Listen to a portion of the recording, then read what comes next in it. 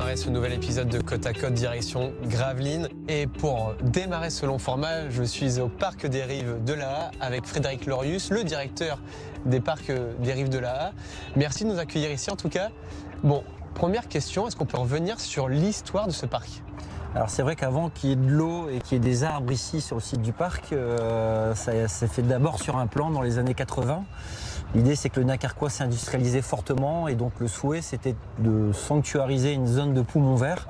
Et donc la première grande idée du parc ça a été de créer une zone de poumons verts à l'intérieur duquel il y a eu plein de projets, un golf, un hippodrome, un stade nautique, voilà, il y a eu plein de moutures. Et finalement la mouture qui a été retenue ça a été le parc sport loisirs nature, avec la dimension sportive qui a démarré en premier, notamment grâce à l'arrivée des Jeux Olympiques de Londres, puisque la collectivité qui a porté le projet s'est engouffrée dans la base arrière des Jeux Olympiques de Londres. Et donc le site a démarré par sa version sportive, le stade nautique. Le bassin que l'on voit derrière nous, il est totalement artificiel. C'est ça, il faut imaginer qu'avant 2008, puisque les travaux ont démarré en 2008, c'était uniquement des champs ici. Et donc ça a été un chantier assez titanesque. Le bassin fait 2 km de long, 150 mètres de large, 3,50 m de profondeur. Et donc tout ça, ça a été créé artificiellement en fait. Le stade nautique, lui, les travaux ont démarré en 2008 et se sont achevés en 2011. Ça a été la date de mise en service. Il s'est inscrit donc dans le projet de sport loisirs nature sur 75 hectares. Et donc l'ensemble du projet, ça représente 20 millions d'euros d'aménagement qui se sont achevés il n'y a pas si longtemps que ça, puisque la partie loisirs s'est terminée il y a à peine 3 ans. Ça veut dire que entre la mise en service du stade nautique et la mise en service des autres espaces loisirs nature, il a fallu une bonne quinzaine d'années avant que tout se clôture. Et donc ces 20 millions d'euros d'aménagement se sont finalisés. Derrière nous, le club d'aviron. Quel autre sport on fait ici ? Alors il y a 4 fédérations olympiques qui ont labellisé le site en son temps. Il y avait le triathlon, le canoë-kayak et la nage en eau libre, et donc également l'aviron. Donc c'est des disciplines sur lesquelles on a déjà eu beaucoup de championnats, tous les championnats nationaux de ces disciplines-là, des championnats internationaux, championnats d'Europe, championnats du monde universitaire, Coupe d'Europe de natation non libre. Donc dans ces 4 disciplines olympiques, il y a vraiment une grosse effervescence au niveau de l'événementiel. Et en fonction de la période de l'année, forcément on a plus ou moins des entraînements importants. Je pense en nage en eau libre, forcément aujourd'hui on ne pratique pas la nage en eau libre dans une eau à 10 degrés, mais dès que l'eau revient à 20 degrés aux alentours du mois de juin, on a vraiment une grosse pratique de nage en eau libre. C'était aussi une base arrière pour les Jeux Olympiques. C'est ça, alors on a eu la chance d'accueillir la 2e nation mondiale dès le démarrage du site. Il n'y avait pas encore grand chose, mais les Néo-Zélandais sont venus se préparer sur le site avec beaucoup de médailles d'or, d'argent et de bronze à la clé aux Jeux Olympiques de Londres. Alors on va pas dire que c'est nous qui avons provoqué ces médailles, mais on est quand même assez fiers de les avoir accueillis tout un été sur ce stage de préparation. Et plus proche dans le temps, on a eu des équipes plus modestes qui sont venues dans le cadre de la préparation des Jeux Olympiques de Paris en 2024, c'était l'an passé, avec l'équipe d'Inde et l'équipe du Kazakhstan en aviron. Vous parliez du coup de 3 pôles ici. Il y a donc le pôle sportif qu'on venait de nous expliquer. Il y a aussi le pôle loisirs. Voilà, le pôle loisirs qui à terme aura plus sa vocation sur la zone qui est un peu plus loin derrière nous. Mais avant que cette zone se finalise, on a souhaité donner le signal que cet équipement n'allait pas qu'un équipement de haut niveau. Et donc on a décliné toute une offre d'activités de loisirs, des anniversaires d'enfants, des activités liées au centre aéré, des activités avec les scolaires. Et en fait l'activité la plus emblématique en termes de loisirs alors d'aujourd'hui, c'est cet aquapark qui n'est pas là aujourd'hui parce qu'on est au mois d'octobre. Mais cette année, il a accueilli son record d'entrée avec 27 000 personnes qui sont venues découvrir l'aquapark, enfin profiter de l'aquapark de mi-juin à mi-septembre. Et voilà, ça a vraiment pris une autre dimension cet été avec notamment une nouveauté, une extreme tower qui est un peu dénudée de ces jeux-là. Mais c'était vraiment une activité phare cet été. Le parc vit au gré des saisons ? Alors on a vraiment effectivement des particularités. Si on démarre au printemps, on est un peu dans le redémarrage de l'événementiel, des activités de loisirs. C'est aussi la période de nidification avec les oiseaux. On n'en a pas forcément parlé, mais c'est vrai qu'il y a des inventaires qui sont réalisés. On a plus de 150 espèces d'oiseaux qu'on a pu recenser sur le site avec des espèces emblématiques comme le butor étoilé qu'on a pris en photo pas plus tard que la semaine dernière. L'été, c'est une grande place plutôt au volet loisirs qui se développe sur le site. Et quand on arrive à la rentrée à la période d'automne, là on a une variété d'événementiels qui est assez important. Les séminaires d'entreprise aussi qui redémarrent, les activités associatives sportives qui se remettent en route. Et alors on pourrait croire qu'en hiver il ne se passait rien, et voilà, depuis quelques années maintenant on arrive à avoir une offre aussi l'hiver avec un festival international du cirque, un cross qui va se dérouler au mois de janvier, des séminaires qui continuent à se maintenir, les associations qui continuent à s'entraîner, et aussi tous les gens de Gravelines qui viennent profiter du site dès qu'il y a un rayon de soleil pour courir parmi les 15 km de chemin, profiter du bike park, profiter de l'aire de jeu. Voilà, le site vit vraiment toute l'année. Vous en avez parlé un petit peu tout à l'heure, il y a le côté nature aussi également ici, il y a de véritables enjeux environnementaux ici. Exactement, il y a vraiment une zone qu'on a sanctuarisée, qui a été prévue dans le projet. C'est sûr que le site doit encore s'arborer. D'ailleurs, il y a un financement de boisement qui est prévenu sur les 3 prochaines années pour mettre un peu plus d'arbres un peu partout.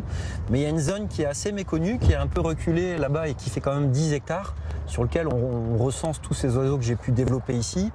Et cette zone, on tient vraiment à ce qu'elle puisse être complètement dédiée aux oiseaux, parce que on s'aperçoit qu'il y a des espèces comme les hirondelles de rivage qui avaient un peu disparu du littoral, qui sont revenus. On a créé une colline artificielle qui est propice à leur nidification.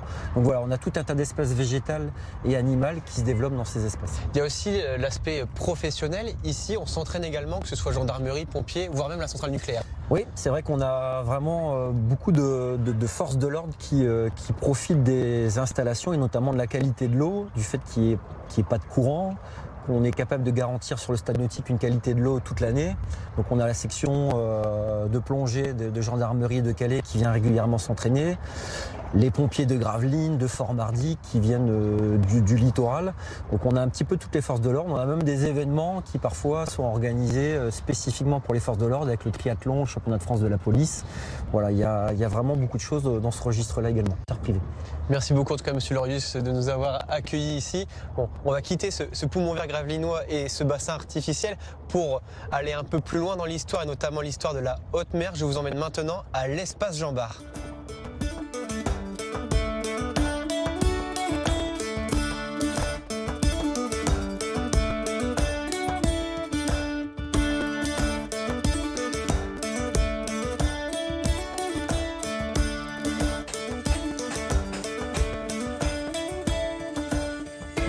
À l'espace Jean Bart, un chantier pharaonique a lieu depuis plus de 20 ans. Une reconstruction d'un navire appelé le Jean Bart, clin d'œil au célèbre corsaire local. C'est une réplique à l'identique d'un vaisseau de premier rang du XVIIe siècle, un navire amiral, fierté de la marine française d'un autre temps. Il s'agit d'un projet d'archéologie expérimentale, car à cette époque il n'y avait aucune sauvegarde des plans de fabrication d'un tel bateau. Avant de démarrer les travaux de construction, il leur a fallu 10 années de recherche. On va vraiment essayer de rechercher toutes les techniques qui étaient utilisées au XVIIe siècle pour réutiliser toutes ces techniques. C'est-à-dire qu'on va venir travailler avec des archéologues, des historiens pour rechercher comment les bois étaient traités, comment les charpentiers de marine travaillaient. Et des fois, on a des trous. C'est-à-dire que des fois, les historiens ne savent pas comment les choses étaient faites, comment les pièces étaient taillées, comment elles étaient percées, clouées. Parce que soit on n'a pas d'écrit, parce qu'on s'en fichait un petit peu à l'époque du travail des ouvriers. On s'intéressait à la conception du navire parce que le roi voulait savoir pourquoi il payait, et pourquoi il payait très cher. Mais la façon dont travaillaient les charpentiers, c'était pas forcément intéressant. Et en plus de ça, c'était quelque chose qui était très secret, puisque à l'époque, on est sur un système compagnonique, le savoir-faire est très important, et comme c'est pas écrit dans les livres, si vous avez un savoir-faire, vous le gardez précieusement, jalousement, et vous sélectionnez les personnes à qui vous voulez le donner. Donc on a très peu d'écrits là-dessus. Et donc on va venir, nous, en tant que charpentiers de marine, par l'expérimentation, par le travail, venir dire aux universitaires, voilà comment on travaillait à l'époque, puisque voilà comment on fait aujourd'hui, voilà comment ça fonctionne. Et des fois, quand ils ont des hypothèses, on va essayer de mettre en application ces hypothèses, on va leur dire non, ça marche pas du tout, ou alors oui, ça marcherait bien. Potentiellement, les pièces étaient réalisées comme ça. Un savoir-faire que Raphaël, cet apprenti charpentier de marine, apprend depuis plus de 2 ans. Pour lui, c'est un honneur de travailler sur un tel chantier. Je suis très content qu'on m'ait accepté en tant qu'apprenti sur le chantier du Jean Bart. Donc, parce que j'aurais pu le faire dans d'autres entreprises de charpente marine moderne, mais j'aurais peut-être pas vu, j'aurais déjà pas vu le savoir-faire de l'époque, et aussi travailler sur du bois aussi noble que le chêne, ou sur des sections aussi grosses qu'on a ici. Une centaine de personnes œuvrent durant l'année sur la réalisation du Jean Bart, dont une grande majorité est constituée de bénévoles, comme Xavier, chef de poste maintenance à ArcelorMittal Dunkerque. Il vient sur son temps libre dès qu'il le peut pour mettre sa pierre à l'édifice. Un jour, je suis venu visiter. Et puis j'ai parlé avec les charpentiers, j'ai parlé avec les médiateurs. Et puis en fait, j'ai eu envie de venir. Et puis ils m'ont invité à venir passer une journée pour découvrir les métiers de la charpente, de la forge. Du coup, je suis venu, et puis j'ai accroché, et puis j'ai adhéré, quoi, et puis je suis rentré bénévole chez les charpentiers, quoi. Ça donne envie de participer, ça donne envie de voir évoluer une fois qu'on commence à bosser dessus. Et puis à chaque fois qu'on met une pièce, on est heureux, on est content, et puis voilà, on attend de poser la suivante. Que Xavier se rassure, des pièces, il y en a encore beaucoup à poser avant l'achèvement de ce mastodonte des mers. Coût total du projet estimé entre 10 et 15 millions d'euros. Là, on est sur un navire de 57 mètres de coque. Alors on sera presque à 75 mètres au total avec le mât de Beaupré, donc c'est le mât qui est sur l'avant du navire, ce qui fera de lui le plus grand bateau en bois au monde. C'est un navire qui fait 17 mètres de haut de coque sur l'arrière, 6 mètres de tirant d'eau. C'est-à-dire que vous avez 6 mètres sous l'eau. En fait, tout ce que vous voyez là autour de vous, dans une dizaine d'années, quand Jean Bart sera fini, ce sera sous l'eau. C'est-à-dire que là, on a un peu plus de 6 mètres de haut. D'ailleurs, si vous voyez, vous avez une ligne jaune qui fait tout le tour. C'est la ligne de flottaison du navire. Donc tout ce qui est en dessous de cette ligne-là sera sous l'eau. C'est un navire qui avait entre 500 et 700 hommes à bord à l'époque où ces navires naviguaient, sachant que rien que pour pouvoir le manœuvrer, donc rien que pour pouvoir le faire naviguer, il faut entre 150 et 200 marins. On a un poids de 1600 tonnes de charpente une fois terminé, et on estime le poids final à peu près 3500 tonnes. Avec les canons, les voiles, les cordages, vous avez presque 3000 m² de voilure sur un navire comme ça, 20 km de cordage. Bon, ouais, c'est vraiment une cathédrale des mers comme on l'appelait à l'époque. C'est le projet d'une vie pour vous? Ah oui, c'est le projet d'une vie, c'est le projet de la vie de mon père, Christian Cardin, qui a construit le projet, qui m'a légué. Et moi, c'est le projet de ma vie. J'ai commencé à travailler là il y a 13 ans maintenant, et vous pouvez voir qu'il y a encore un peu de travail, donc je vais passer ma vie ici, et je suis très heureux parce que c'est un lieu qui est déjà extrêmement intéressant de par le contenu du lieu. Donc, je suis personnellement charpentier de marine de métier, donc construire le Jean Bart, c'est comme si un charpentier travaillait sur Notre-Dame de Paris. C'est quand même ce qu'il y a de plus beau et de plus grandiose en charpente navale. Et on a ici des milliers de visiteurs qui viennent chaque année. L'année dernière, on a fait à peu près 22 000 visiteurs qui viennent, qui découvrent ça et qui ressortent des étoiles plein les yeux, notamment des enfants, mais aussi des plus grands. Et d'avoir ces gens qui repartent en disant merci, c'est génial ce que vous faites, c'est le plus beau métier du monde.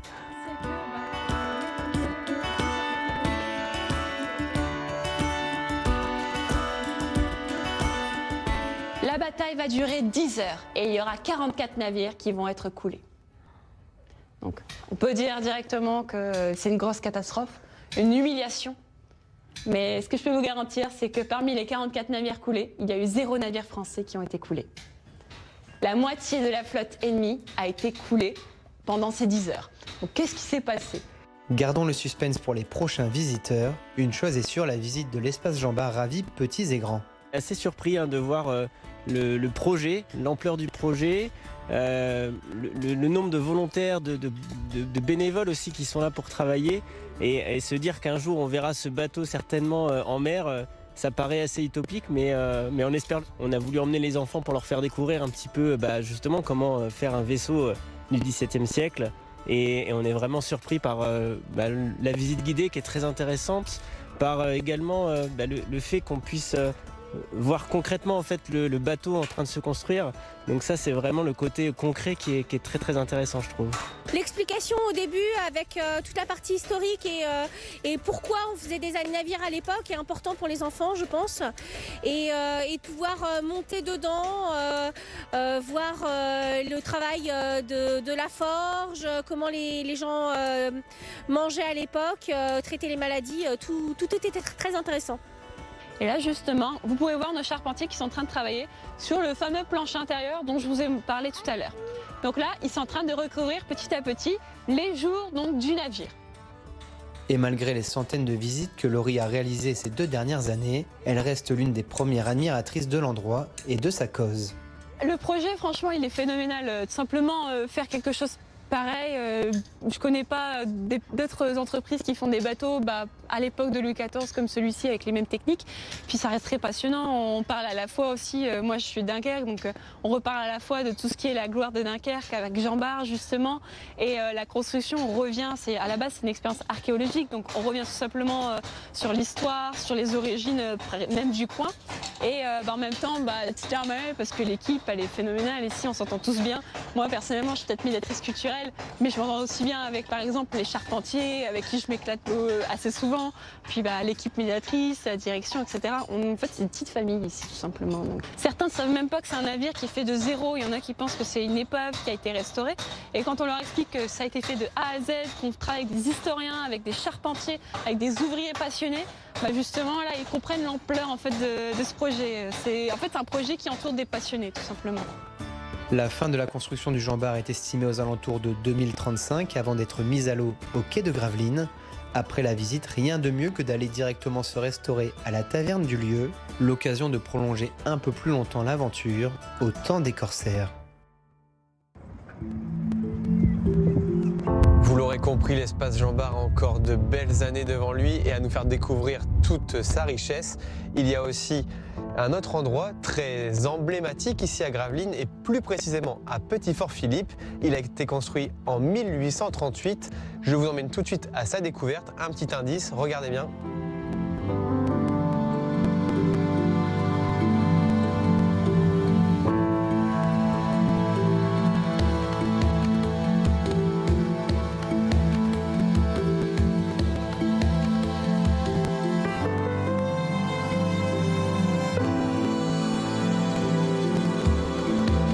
Restauré en 2022, le phare de Petit-Fort-Philippe fait peau neuve.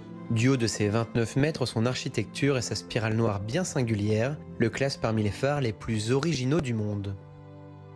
C'est un phare de 3e ordre, donc un phare assez petit on va dire, et puis qui a cette particularité d'être noir et blanc, d'avoir cette spirale, alors qui va être ajoutée seulement en 1932 à la demande des marins. Et il faut savoir qu'il n'y a que 2 phares ainsi en France et 7 dans le monde, donc effectivement on est très fiers de cette particularité. Mais cet éclaireur des mers était surtout très utile au 19e siècle, au moment de l'essor de la pêche à l'Islande. Chaque année, le phare permettait de guider plusieurs centaines de bateaux, de jour comme de nuit. On a déjà des phares sur Dunkerque et Calais, mais nous, l'entrée du port à Gravelines est assez compliquée parce qu'on a beaucoup de bancs de sable. Donc c'est important à l'époque où la pêche à Islande notamment va se développer, donc la navigation. C'est important d'avoir un phare comme ça qui pouvait sécuriser l'entrée du port. Un phare blanc en journée, ça arrive qu'il fasse un peu gris ici, donc il ne se distinguait pas très bien. Parce que les phares, effectivement, ils servent la nuit, mais la journée aussi, ils servent de ce qu'on appelle un amer, donc un repère dans le paysage. Et c'était parfois un peu compliqué au large de le distinguer, donc une spirale noire va tout de suite le faire ressortir. Autre particularité, il fait partie de la trentaine de phares en France à être visitables. Dès le début de la visite, la première pièce nous montre à quel point il inspire les artistes et les passionnés. Ici, on est un peu dans la bibliothèque où on a remis un peu un historique aussi du hameau de Petit-Fort-Philippe. Et vous pouvez voir exposer certaines œuvres dans différents styles, des œuvres qui datent autant du début du XXe siècle jusqu'à des œuvres très récentes, dont celle-ci par exemple qui est de 2018. Alors on représente beaucoup le phare, mais aussi le port et puis le chenal bien sûr, qui a cette perspective assez sympa. C'est un lieu qui est très très visité, on a plus de 3000 personnes sur la saison. Il est dans plusieurs musées, notamment aux États-Unis, donc ça fait plaisir. De pièce en pièce, on en apprend un peu plus sur le fonctionnement d'un phare, son utilisation, mais aussi la vie de son gardien, acteur prépondérant qui vivait 7 jours sur 7 à l'intérieur du bâtiment et qui ne pouvait jamais avoir de vacances.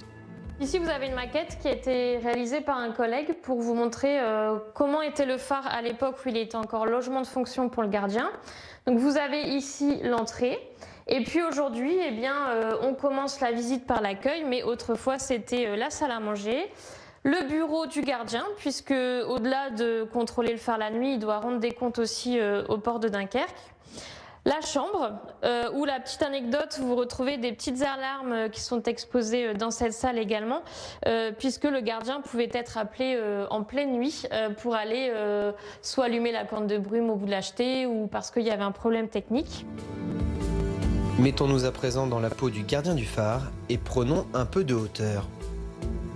Donc là maintenant on va monter les 116 marches pour aller voir la vue à 360 sur notre magnifique plage et côte d'Opale. Donc si vous êtes prêts, c'est parti.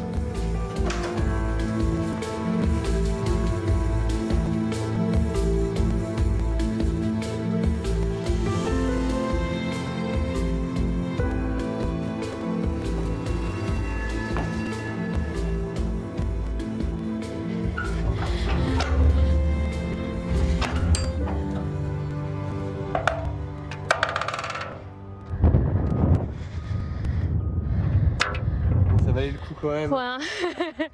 Sur cette magnifique vue. Donc avec la plage, on a une plage encore assez nature avec tout un cordon dunaire. Là en plus c'est marée haute, donc on a de la chance. Avec le hameau de Petit-Fort et puis de l'autre côté le chenal de plusieurs kilomètres qui permet notamment à la de rejoindre la mer du Nord.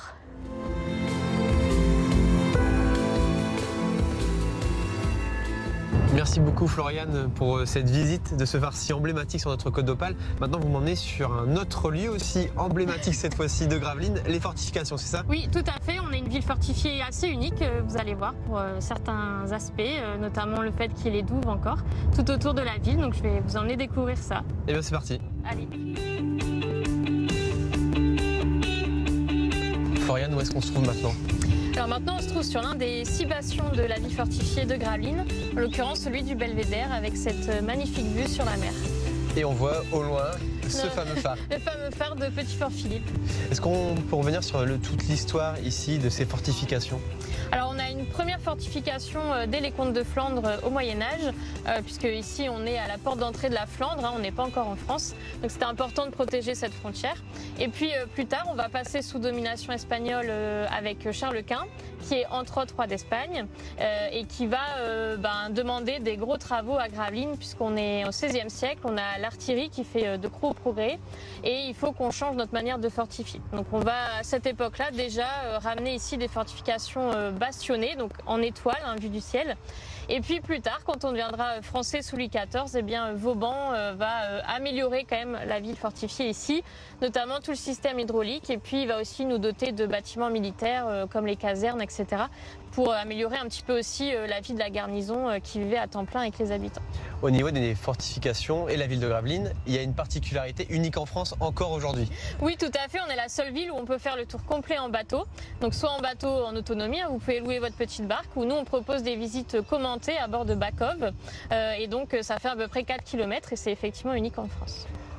La longueur du coup de ces fortifications qui entourent la ville, elle est combien? Alors on est entre, si vous faites le tour à pied, on est en 3 km, 3 km et demi et 4 km en bateau. Les habitants se sont totalement appropriés, notamment ici le chemin de ronde qui est entièrement PMR, donc qui est accessible à tous, avec des petits jardins. Alors on a les jardins familiaux qui sont gérés par les habitants, et puis les sportifs aussi, que ce soit VTT, course ou juste promenade. Et pour celles et ceux qui veulent justement faire le petit tour au niveau des fortifications en bateau, oui. C'est de quand à quand? Alors en général c'est d'avril à septembre, notamment pour les locations de barques, donc c'est au niveau de l'embarcadère Vauban Promenade.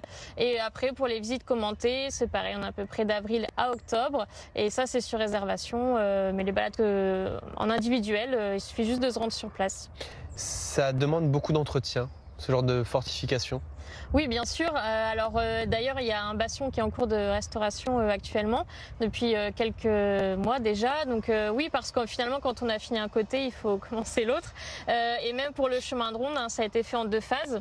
Donc celle-ci, grâce à un projet européen dans les années 2004. Et puis il y a 2 ans à peu près, on a fini l'autre côté. Donc oui, c'est de l'entretien permanent. Merci beaucoup en tout cas Floriane. On a vraiment apprécié faire ce long format ici à Gravelines. On est arrivé au début en se disant que ça allait être très industriel et finalement loin de là, forcément on parle tout de suite de la centrale nucléaire et non, il n'y a pas que ça. Bien sûr, il n'y a pas que ça. Loin de là. Même si elle se visite, c'est sympa à faire aussi. Mais on a un patrimoine fortifié, militaire, maritime, naturel.